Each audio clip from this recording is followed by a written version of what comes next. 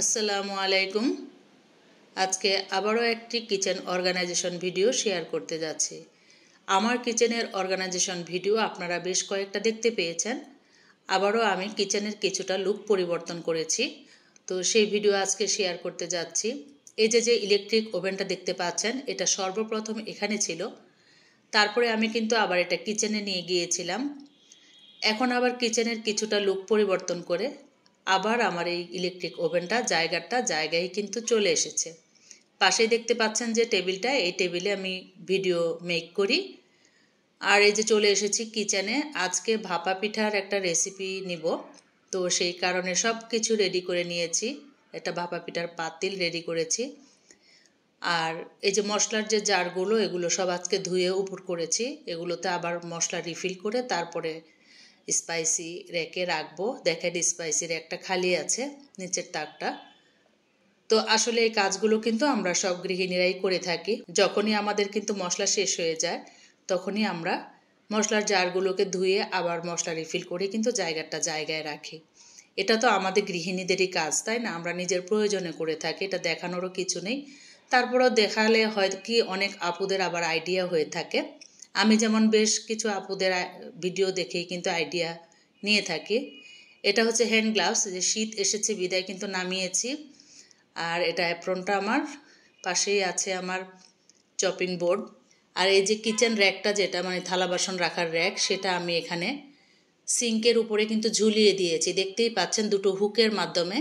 এই দুটো হুক কিন্তু আমার ছোট বোনের হাজব্যান্ড ওর বাসায় এনেছিল বেশ কিছু হুক, প্রায় 20 থেকে 30টা। তো আমি সেখান থেকে দুটো নিয়ে এসেছি। আমি ভাবলাম যে এটা দিয়ে কি করা যায়, কিন্তু ও যে কেন এনেছে, কিছু ঝুলিয়ে রাখার জন্য।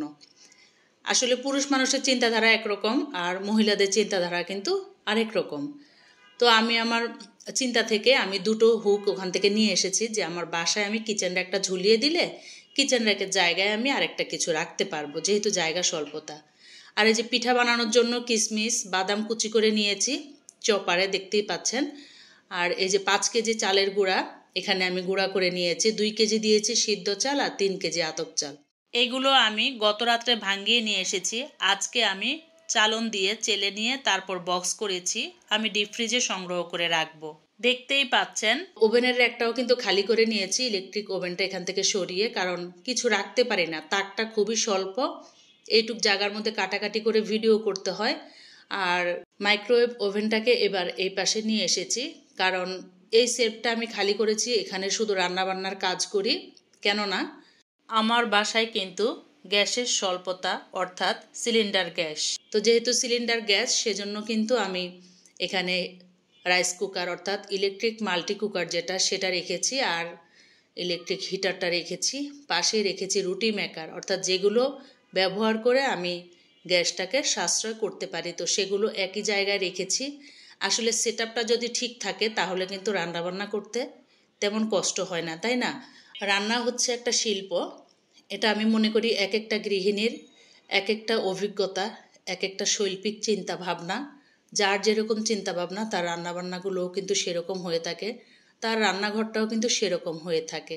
প্রতিটা নারীরই কিন্তু একটা স্বপ্ন থাকে যে খুব সুন্দর একটা কিচেন। আর যেহেতু প্রতিটা নারীকে কিচেনেই বেশিরভাগ সময় কাটাতে হয়, তাই কিচেনটা যদি একটু নান্দনিক হয়ে থাকে, একটু সুন্দর হয়ে থাকে, গুছানো পরিপাটি, তাতে করে কিন্তু গৃহিণীদের কাজ করতে খুব বেশি ভালো লাগে।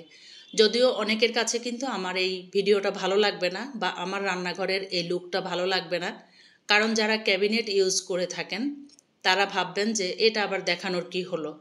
কিন্তু নন মডিউলার কিচেনে কিন্তু আমাদের বাংলাদেশে বেশিরভাগ মানুষের, তো সবার পক্ষে কিন্তু ক্যাবিনেট সম্ভব হয় না। যেহেতু আমার নন মডিউলার কিচেন, তো আমি কিভাবে আমার কিচেনটাকে গুছগাছ করে রাখি, পরিপাটি করে রাখি, একটু নান্দনিকতার সৃষ্টি করি, যাতে আমার মনটা একটু ভালো লাগে কাজ করতে।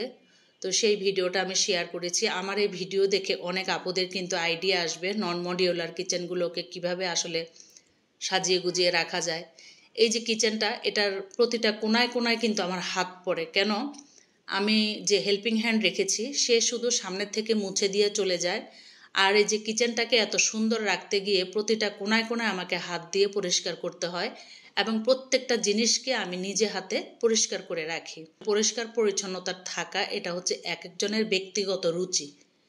তা আমার ব্যক্তিগত রুচি থেকে আমি আমার জিনিসপত্র পরিষ্কার রাখতে খুব বেশি পছন্দ করি, এটা আমি একটু গর্বের সহিতই বলতে পারি। আর আপনার ব্যবহারের উপরে কিন্তু আপনার জিনিসপত্রগুলো ভালো থাকবে। এরকম পরিপাটি রাখা কিন্তু চারটিখানি কথা নয়। কিচেনে অনেক পরিশ্রম করি, অনেকটাই সময় দিয়ে আপনাদের জন্য ভিডিও তৈরি করি। তো এটাকে গুছগাছ করে পরিষ্কার করে রাখাটা কিন্তু অনেক কষ্টের। আমার এই কথাগুলো তারাই বুঝবেন যারা আমার মতো কন্টেন্ট ক্রিয়েটর। আমি সে সকল আপুদের জন্যই আসলে ভিডিওগুলো মেক করি, কারণ অনেক আপুরাই কিন্তু কমেন্টের মাধ্যমে জানতে চায় যে আপু তোমার যে কিচেনের শৈল্পিকতা দেখতে পেয়েছি, তোমার নিপুণ হাতের কারুকাজ, তো সেই কাজগুলো একটু যদি আমাদের দেখাতে আমরা আবার একটু অনুপ্রেরণা পেতাম। তো যখনই আমি কিচেনের কিছুটা লুক চেঞ্জ করব বা কিচেনটা পরিপাটি করব, তখনই কিন্তু আপনাদের সাথে ভিডিও মেক করে ভিডিও আকারে চ্যানেলে বা পেজে শেয়ার করে থাকব। চ্যানেলের অ্যানালাইটিক্সে কিন্তু দেখায় যে যারা আমরা কিচেন নিয়ে কাজ করি তাদের চ্যানেলের যে স্টুডিও আছে সেখানে অ্যানালাইটিক্সে গেলে দেখা যাবে যে কিচেন অর্গানাইজেশন বা কিচেন নিয়ে কিন্তু ভিডিওগুলা ভাইরাল পজিশনে বা ট্রেন্ডিং পজিশনে থাকে। তো সেই চিন্তা থেকে কিন্তু আমাদের কিচেনের ভিডিওটাই বেশি করতে হয়। তো সেই সুবাদে আবারও কিন্তু কিচেন অর্গানাইজেশনের ভিডিওটা মেক করেছি। হয়তো আপনাদের কাছে একটু ঘিঞ্জি পরিবেশ মনে হচ্ছে, কিন্তু আমার কাছে বেশ ভালো লাগছে, কারণ আমার প্রতিটা জিনিস আপনারা হাত দিলেই পরিষ্কার পাবেন। এতে করে আপনাদের বিরক্ত কোনোভাবেই লাগবে না। আজকে আমি আমার চুলা এবং কিচেন হুডটা ডিপ ক্লিন করেছি, তো সেই ভিডিও একবার শেয়ার করেছি, এজন্য আর করলাম না।